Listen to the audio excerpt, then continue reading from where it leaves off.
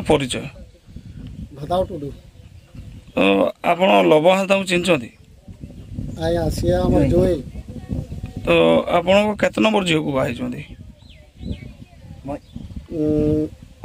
एक नंबर तो लव हासदा लोक हिसाब रे केमतिका आपण जोई हिसाब रे केमति आपण को व्यवहार करती भलो तो एबे लव हासदा रे सबु चैनल बाहर जे ताको पई गुटे झील आत्महत्या करछि तो से बाबद आप जानी ना जाने तो आपण झील को केमती से रखती से भलरा रखी तो बर्तमान एबे आपण को जोई आ आपण को झील सांगरे रहती कि ना केते वर्ष है अलग आई रोचंती 8-9 वर्ष भले तो बर्तमान आपणकर झील छुआ पिला केतेटा अछंती झील ना पुओ जियो तो निजर झील को देखिया पई लोभ आसंती ना जन्म है पुरठू ना ता पूर्व से जन्म हवा पूर्व से आसी ताले आपण झील को आउ ताकर निजर झील को से माने भरण पोषण करती ना नहीं ना तो बर्तमान आपण झील केमी चलुचंती एडी आसी मामू घर रहउछन आपण को भरण पोषण आपण करचंती तो लव हासदा को कौन कहवा पई चाहिए लव आस्था सी आसिले सेना आमे ताकू दमु के तथापि आपण झील पई किछि आसंतु से माने आसिले सेना आमे जोटा है एबे भी आपण जोई बोली ताकू ग्रहण करूचंती किंतु से कहउचंती मु बाहाई नै सेटा आपण जानि चंती ना नहीं ना आयु आमर भाइराल होउची से आउरी 2टा कि 3टा बाहाई चंती बोली सेमिति जानि चंती किछि ना सी झील आमर नुहे सी जदि कहिबे आमे डीएनए टेस्ट पई भी करा जिवो आमे सेतर सबुतर राजी अछु हां से विवाह का एटा सत से बहु आमर सत किंतु से झील आमर नुहे मो झील को छाड़ी मुनु तमर औकात नै मो झील को पुसीबार तमर घर द्वारा छुट एमिति सब कहि कि से संतकटा नथिला ता हातर अक्टोबर मासरे तांको झील को आनी कि छाड़िला परे से 4 मासर प्रेग्नेंट थिबारु से तांको बाबा माँ सी आनी कि छाड़िला बेले किछि कहि नथिले कि मो झील एमिति एमिति अछि कि सहित पई ताको आनी कि छाड़ दे जाउछि तांको पछ सेटा समाधान पाएनी माने बिंधाणी टुका सात्र थेला बोली माने छान्या मते दे देछि झोपड़ी पोला हो जहाँ भी हो ना माने तांकर माने हम आदिवासी इज्जत उठे जाउछि ना डमन हस्ता आपनक पुओ विरोध रे वर्तमान आपनकर जो बहु आ कहूछि जे आमे माँ झियो माने आपन बहु आ नातुनी दीर्घ दिन हो अलग हिचंती आपन माने तांको निर्यातना दउतिले कष्ट दउतिले खाइते दउ नथिले से घटना सत्यता कोन आज्ञा सेटा तो हम देखि देखि आछि आ कोन कर आ तांको माने छोट हिसाब मो भाग करथनि माने पाठ पढ़ा पठेथिन ना आ माने भलो पाठटा आस्तला ता मनटा कोन हे गलानी आ स्कूल को गलेनी आ सेते बेले स्कूल माने मारो पिटा थेला आ सेते बे से भया बोधे हे गलानी से टाइप रे सही समय रे अपन बाहागर कर दैथि ना टिके 16 वर्ष खंड बस बाहागर कर हां से मो तो जाने नहीं केते वर्ष होई छि बोले अपन को बहु नातुनी कहउचंती अपन तांको जंत्रणा दियंती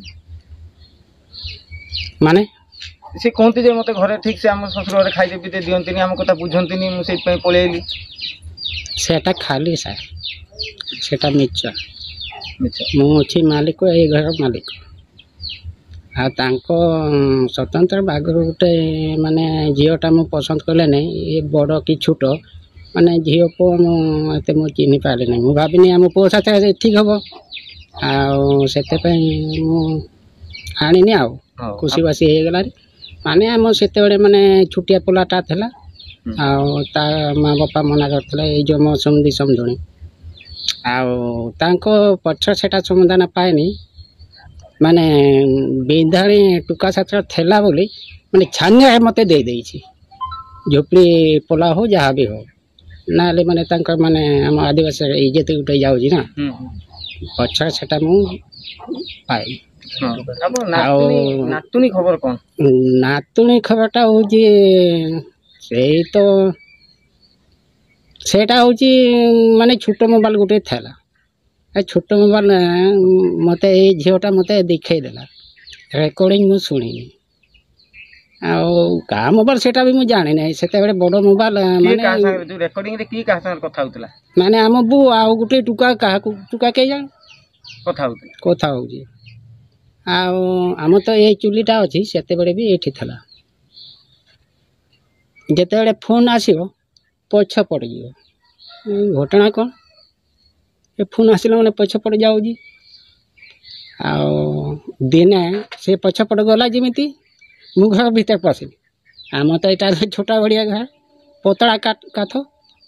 ସେ ସେପଟ ରହିଛି, ମୁଁ ଏପଟ କଥା ସବୁ ସେଇଠି ମୁଁ ଶୁଣି ସାରିଛି କାନରେ। ଇଆଡ଼େ ରେକର୍ଡ଼ିଂ ମୁଁ ଶୁଣିଛି, ଆଉ ଇଆଡ଼େ ମାନେ ସାମ୍ନା କଥା ଶୁଣିଛି। ସେଇଠି ମୁଁ ଗାଡ଼ି ଟିକେ କରିଦେନି। ଆଉ ମୁଁ କହିନି କ'ଣ, ସେଇଠି ଶୁଣିନି କ'ଣ, ଏଟା ରେକର୍ଡ଼ିଂ ହେଇଛି ମୋବାଇଲ, ଆଉ ବେଶୀ ଟାଣୁଆ କଥା କହିବୁନି। ଟାଣୁଆ କଥା ମାନେ ମାନେ ମାନେ ଟୁକା ଟୁକୁଡ଼ି କଥା। ଆଉ ହଁ ଠିକ୍ ଅଛି।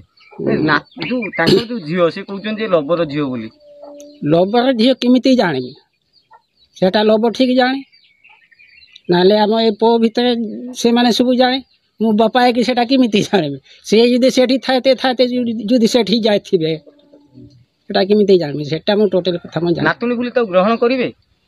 ନାତୁଣୀ ବୋଲି ତ ମୁଁ ଜାଣିଛି ଆମ ଏଠି ହେଇଛି ମାନେ ତ ଆମର ସେଟା ମୁଁ ଭାବୁଛି। ଆଉ ସେ ଆପଣଙ୍କ ଘରେ ଜନ୍ମ ହେଇଛି ବୋଲି ଆପଣ ନାତୁଣୀ ଭାବୁଛନ୍ତି? ହଁ, ସେଇଆକୁ ମୁଁ ଭାବୁଛି। କାହାର ଝିଅ ଜାଣନ୍ତି ନା, ସେଟା ମୋ ନାତୁଣୀ ବୋଲି ମୁଁ ଏବେ ବି ମୁଁ ଭାବୁଛି।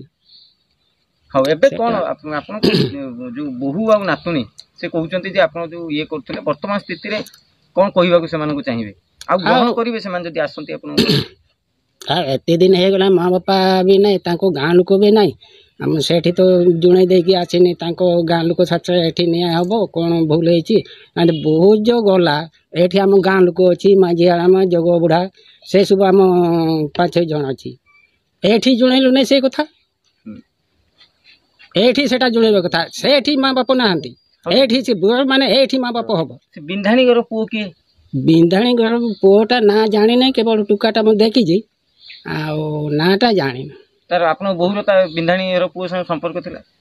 ହଁ, ସେ ସାଥିରେ କଥା ହଉଥିଲା। ଆଉ ଏଠି ପଚାରିଲା ବେଳକୁ ବୋଉ ସେଟା କିଏ ନା ସାନ ବାପା କାକା। କିନ୍ତୁ କଥା ହୁଏ ସାନ ବାପା ନା କକା ଗୋଟେ ସମ୍ପର୍କ, ଆଉ କଥା ଗୋଟେ କହିବ, ସେଟା ନେକା ବହୁଛି କେମିତି ଜାଣିବ? ହଉ, ଏବେ ଯଦି ବୋହୂ ଆସେ ସେତେବେଳେ ଝିଅ କହୁଛନ୍ତି ସେଟା ଠିକ୍ ହେଇଥିବ। ମାନେ ଆମ ନାତୁଣୀ ନୁହେଁ, ଏଠି ଜନ୍ମ ହେଇଛି ମାନେ ତଥାପି ଦୟା ଲାଗୁଛି। ମାନେ ମୋ ଜାତୀୟ ଅଛି ହାସ୍ତା, ସେତେବେଳେ ମୁଁ ଦୟା ଲାଗୁଛି। ଆମେ ଭାଇ ଲବ ହାଜଦା ପୂର୍ବରୁ ବିବାହିତ, ତାଙ୍କର ଝିଅ ଅଛନ୍ତି, କିନ୍ତୁ ଆପଣ ସେ ବିଷୟ ନେଇକି ମୁହଁ ଖୋଲି ନଥିଲେ, କ'ଣ କହିବେ ତାକୁ?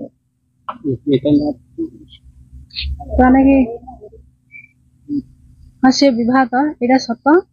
କିନ୍ତୁ ତାଙ୍କର ବାହାଘର ହେଇଥିଲା ସେଇଟା ସତ, କିନ୍ତୁ ସେଇ ଝିଅ କି ତାଙ୍କ ମା, ସେ ଆମର ଯିଏ ବୋହୂ ବୋଲି ଯିଏ କହୁଛନ୍ତି, ସେ ବୋହୂ ଆମର ସତ, କିନ୍ତୁ ସେ ଝିଅ ଆମର ନୁହଁ। ତାନିକି ଆଉ କ'ଣ ପଚାରୁଛନ୍ତି ପଚାରନ୍ତୁ। ଝିଅ ଆପଣଙ୍କର ନୁହଁ ବୋଲି ଯୋଉ କହୁଛନ୍ତି, କେମିତି ମାନେ ସେ କ'ଣ ଲବର ଝିଅ କି ଝିଅ ନା ଝିଅ ନୁହଁ? ନା, ସିଏ ଆମ ଝିଅ ନୁହଁ। କାହିଁକି ଆପଣ ଏମିତି ଭାବୁଛନ୍ତି? କାହିଁକି ନା ସିଏ ଆମର 2014 ମାର୍ଚ୍ଚ ମାସ ଲାଷ୍ଟର ବାହାଘର ହେଇଥିଲା। ସେ ଅଗଷ୍ଟ ମାସରେ ତାଙ୍କ ଘରକୁ ପଳେଇ ଯାଇଥିଲେ। ତା ଭିତରେ ବାବା ଆଉ ମୋ ଭାଇ ଯାଇକି ଖୋଜିବା ପାଇଁ ତାଙ୍କୁ ଫେରେଇବା ପାଇଁ ଯାଇଥିଲେ। ସେତେବେଳେ ତାଙ୍କ ବାବା ଆଉ ତାଙ୍କ ମା ଛାଡ଼ିଲେନି ତାଙ୍କ ଝିଅକୁ। ତା ଭିତରୁ ନ ଛାଡ଼ିବାରୁ ସେ ଭାଇ ଆଉ ଥରେ ପୁଣି ଗଲେ। ପୁଣି ଥରେ ଗଲା ପରେ ବି ସିଏ କ'ଣ କରିଛନ୍ତି ନା ମୋ ଭାଇକୁ ବହୁତ ଗାଳିଗୁଲଜ କରିଛନ୍ତି। ଆଉ ସିଏ ବହୁତ କଥା କହି ଗାଳିଗୁଲଜ କରେ। ସିଏ ଛାଡ଼ିବେନି ବୋଲି କହିଲେ, ମୋ ଝିଅକୁ ଛାଡ଼ିବୁନୁ, ତମର ଔକାତ ନାହିଁ ମୋ ଝିଅକୁ ପୋଷିବାର, ତମର ଘର ଦ୍ୱାର ଛୋଟ, ଏମିତି ସବୁ କହିକି ମୋ ଭାଇକୁ ବିଦା କଲେ। ସେଠି ତାଙ୍କ ମାଝି ବାବାଙ୍କୁ ବି କହିକି ଆସିଲା, ଯିଏ ଆମର ମାଝି ବାବା ଗାଁର ମୁଖ୍ୟ, ସେ ତାଙ୍କୁ ବି କହିକି ଆସିଥିଲା କି ତମ ଝିଅକୁ ନେଇକି ଆମ ଘରେ ଛାଡ଼। ଆମର ଗୋଟେ କାରଣ ଅଛି, ଝିଅ ରାଗିକି ଗଲେ ତାଙ୍କ ବାପା ଘର ନ ଛାଡ଼ିଲେ ତାଙ୍କ ମୁଖ୍ୟକୁ କହିବାକୁ ପଡ଼ିବ। କିନ୍ତୁ ସେଠି ବି କହିକି ଆସିଥିଲା ମୋ ଭାଇ। ସେଠି ତାଙ୍କ ମାଝୀ ବାବା ବି ଶୁଣିକି ଚୁପ୍ ରହିଲେ, ତାକୁ ଆଣିକି ଛାଡ଼ିଲେ ନାହିଁ। 2015 ଅକ୍ଟୋବର ମାସରେ ତାଙ୍କ ଝିଅକୁ ଆଣିକି ଛାଡ଼ିଲେ। ଛାଡ଼ିଲା ପରେ ସେ 4 ମାସର ପ୍ରେଗନେଣ୍ଟ ଥିଲେ। ପ୍ରେଗନେଣ୍ଟ ଥିବାରୁ ସିଏ ତାଙ୍କ ବାବା ମା ସିଏ ଆଣିକି ଛାଡ଼ିଲା ବେଳେ କିଛି କହିନଥିଲେ କି ମୋ ଝିଅ ଏମିତି ଏମିତି ଅଛି କି ସେଇଥିପାଇଁ ତାକୁ ଆଣିକି ଛାଡ଼ି ଦେଇ ଯାଉଛି। ତା ଭିତରେ ଯୋଉଦିନ ଛାଡ଼ିତେ ଆସିଥିଲେ ତା ଭିତରେ ମୋ ବାବା ବି ତାଙ୍କୁ କହିଥିଲେ ତମ ଝିଅକୁ ଛାଡ଼ିବନି ବୋଲି କହୁଥିଲ, କାରଣ କାହିଁକି ପୁଣି ଆଣିକି ଛାଡ଼ିଲେ? ସିଏ କହିଲେ, ତା ବାବା ମା ଉତ୍ତର ଦେଲେ କି ଏଇଆ କି ମୋ ଝିଅ ତମର ବୋଉ ତମ ଘରେ ରହିବ, ଆମେ ତାକୁ କେତେ ଦିନ ରଖିବୁ? ରାଗ ଥିଲା, ଶାନ୍ତ ହେଇଗଲା, ତାକୁ ଆଣିକି ଛାଡ଼ି ଦେଇବନି। ସେମିତି କହିକି ସେଇଦିନ ହିଁ ତାଙ୍କ ବାବା ଆମ ଗାଁର କିଛି ଲୋକଙ୍କୁ ଡାକିଥିଲେ କି ତାଙ୍କୁ ଟିକେ ବୁଝାଅ, ସିଏ ତ ଝିଅକୁ ଏତେ ଦିନ ରଖିଲେ ଆଉ ଏବେ କାହିଁକି ତାକୁ ଆଣିକି ଛାଡ଼ିଲେ। ସେ ଗାଁ ଲୋକ ସବୁ କହିଲେ ଏମିତି ଭୁଲ କରନି, ଆମର ତ ଗାଁର ମୁଖ୍ୟ ଅଛି, ଯଦି କିଛି ତମ ଘର ଲୋକ ଗାଳି ଗୁଲଜ କରୁଛନ୍ତି ଆମ ଆଗରେ କାନ୍ଦିବ, ଆମ ମୁଖ୍ୟକୁ କହିବ, ଗାଁର ମୁଖ୍ୟକୁ କି ମତେ ଏମିତି ଟର୍ଚର କରୁଛନ୍ତି, ମତେ ଗାଳି ଦଉଛନ୍ତି, ଗାଁର ମୁଖ୍ୟକୁ କହିବ। ସେ ଗାଁର ମୁଖ୍ୟକୁ ନ କହିକି ତୁ କେମିତି ଚାଲିଗଲୁ? ସେଇଠୁ ତାକୁ ସେଇଭଳିଆ ସବୁ ବୁଝେଇଲା ପରେ ତାଙ୍କ ବାବା ମା ତା ପରଦିନ ସକାଳେ ଭୁର ପଳେଇଲେ, ନ ଖାଇ ନ ଦାନ୍ତ ଘଷିକି ପଳେଇଲା ପରେ 2-3 ଦିନ ପରେ ଜଣା ପଡ଼ିଲା କି ଝିଅଟା ପ୍ରେଗନେଣ୍ଟ ଅଛି ବୋଲି ତାଙ୍କ ବାବା ମାଙ୍କୁ ପୁଣି ଫୋନ କରାଗଲା, ତମ ଝିଅକୁ ଏମିତି କେମିତି ଛାଡ଼ି ଦେଇଗଲ? ତାପରେ ସେତେବେଳେ ମୋ ଭାଇ ବି ନଥିଲେ ଯେତେବେଳେ ଛାଡ଼ିତେ ଆସିଥିଲେ ସେମାନେ। କେତେ ବର୍ଷ ହେଲା ବର୍ତ୍ତମାନ ଆପଣଙ୍କର ସେ ଭାଉଜ ସହିତ ସମ୍ପର୍କ ନାହିଁ? ପରିବାର ଆପଣଙ୍କ ସେଇଠୁ ସିଏ ସମ୍ପର୍କ ସେଇ ତାକୁ ଆଣିଲା ପରେ ଅକ୍ଟୋବର ମାସରେ ଆଣିଲା ପରେ ତା ଛୁଆ ହେଲେ 2016ରେ ଛୁଆ ହେଲା। 2016 ଫେବୃଆରୀ ମାସରେ ଛୁଆ ହେଲା ପରେ ସିଏ ଯୋଉ ଘରେ ଆସିକି ରହିଲେ କିଛି ମାସ, ମାନେ ସେଇ 2016 ପୁରା ରହିଲା ପରେ ଛୁଆ ଟିକେ କିଛି ବଡ ହେଲା ପରେ ସିଏ ପଳେଇଗଲେ ତାଙ୍କ ଘରକୁ। ଆପଣଙ୍କର ଯୋଉ ଆପଣଙ୍କ ରୀତିନୀତି ଅନୁସାରେ, ଆପଣଙ୍କ ଧର୍ମ ଅନୁସାରେ, ଆପଣ ଯୋଉ ଅଛି ଯୋଉ କହୁଛନ୍ତି ଆପଣଙ୍କ କଲଚର ଆଦିବାସୀ ସମ୍ପ୍ରଦାୟରେ, ସେଇ ରୀତିନୀତି ଅନୁସାରେ ବାହାଘର ବିଚ୍ଛେଦ ହେଇଛି କି ତାଙ୍କର, ମାନେ ଡିଭୋର୍ସ ହେଇଛି, ଅଲଗା ହେଇଛନ୍ତି ରୀତିନୀତି? ସେମିତି କିଛି ହେଇନି, କିନ୍ତୁ ଝିଅର ସେଇ ଯେ ଆମର ଗୋଟେ ଦେଖୁଥିବେ ମୋ ହାତରେ ଗୋଟେ ସନ୍ତକ ଅଛି, ଏଇଟା ଦେଖିପାରୁଥିବେ, ଏଇଟା ଆମର ଯେତେବେଳେ ବାହାଘର ହୁଏ ଆମର ଝିଅକୁ ସିନ୍ଦୁର ଦାନ କରିସାରିଲା ପରେ ଏଇ ଚୁଡ଼ିଟା ତାଙ୍କୁ ପିନ୍ଧାଯାଏ। ଏଇଟା ହଉଛି ଆମ ସନ୍ତକ। ବୋହୂ ହେଲା ମାନେ ଏଇ ଚୁଡ଼ିଟା ସେ ପିନ୍ଧିବେ, କାରଣ ତା ହାତରେ ଆମେ ଅନେକ ଥର ଦେଖିଛୁ, ସେ ଭଦ୍ରକରେ ହିଁ ରୁହେ। ସେ ଝିଅ ଅନେକ ଥର ଯିବା ଆସିବା ଟାଇମରେ ବି ଦେଖିଛୁ, ତ ସେ ସନ୍ତକଟା ନଥିଲା ତା ହାତରେ।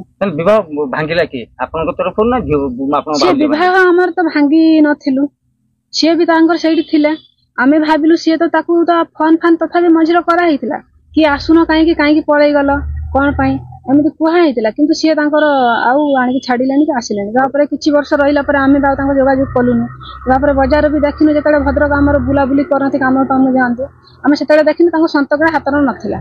ତାହେଲେ ଏବେ କାହିଁକି ସେ ଆପଣଙ୍କ ଭାଇ ବିରୋଧରେ ମୁହଁ ଖୋଲିଛନ୍ତି? ସେଇ କଥା ସିଏ ହିଁ ଜାଣିଥିବେ କଣ ପାଇଁ ମୁହଁ ଖୋଲୁଛନ୍ତି। ସେମାନେ ମୁହଁ ଖୋଲିଲେ ବୋଲି ଆମେ ଆଜି ସେଇ ମୁହଁଟା ଖୋଲିନୁ। ଆମେ ଭାବିଥିଲୁ ଏଇଥିପାଇଁ କି ଝିଅର ବି ବେଜିତି ନ ହଉ, ସେଇ ଯେ ତାଙ୍କର ଛୁଆ ଗୋଟେ ଛୋଟିଆ ଛୁଆଟା ବଢୁଛି ତାଙ୍କ କୂଳରେ, ସିଏ ବି ଅପମାନ ନ ହଉ, ସେଇଥିପାଇଁ ଆମେ ଆଜି ପାଇଁ ଚୁପ୍ ରହିଥିଲୁ। ସିଏ ଯଦି ଆଜି ଆବାଜ ଉଠଉଛନ୍ତି କି ମତେ ଏମିତି ଟର୍ଚର କଲେ ସେମିତି ଟର୍ଚର କଲେ, ତାହେଲେ ସେ କହିନଥିଲା କାହିଁକି ଆଗରୁ? ଆମର ତ ଗାଁର ମୁଖ୍ୟ ଅଛନ୍ତି, ମାଝୀ ବାବା ଅଛନ୍ତି, ନାଇକେ ଅଛନ୍ତି, ପାରାନିକ ଅଛନ୍ତି, ସେମାନଙ୍କୁ ଜଣେଇଥାନ୍ତେ କି ଆଉ କିଛି ସବୁ କିଛି ଆମ ଗାଁର ବ୍ୟବସ୍ଥା ଅଛି। ସିଏ ଯୋଉ କହୁଛନ୍ତି ଯେ ଏଇଟା ଲବଙ୍କ ଝିଅ ବୋଲି, ସେ ଲବଙ୍କ ଝିଅ ନୁହେଁ। ଏଇଟା ଆଜ୍ଞା ସମ୍ପୂର୍ଣ୍ଣ ମିଛ କଥା। ସିଏ ଝିଅ ଆମର ନୁହେଁ। ସିଏ ଯଦି କହିବେ ଆମେ DNA ଟେଷ୍ଟ ପାଇଁ ବି କରାଯିବ, ଆମେ ସେଇଟାର ସବୁତାର ରାଜି ଅଛୁ। ଆଉ ସିଏ ଯୋଉ ଦାବି ରଖୁଛନ୍ତି, ଗୋଟେ ମିଡିଆ ଆଗରେ କହୁଛନ୍ତି ମତେ ଏଇଟା ଦିଅ ସେଇଟା ଦିଅ, ସେ କୋଉ ଅଧିକାର ମାଗୁଛନ୍ତି? ସିଏ ଆସିକି ଯଦି ତାଙ୍କର ଏତେ ଅଧିକାର ମାଗିବାର ଅଛି, ଆମର ସେଠିକା ମୁଖ୍ୟ ଏଠିକା ମୁଖ୍ୟ ସାଙ୍ଗରେ ବସିକି ଆଲୋଚନା କରାଯାଉ, ସେଇଟା ବି ପ୍ରେସ ମିଡିଆ ଆଗରେ।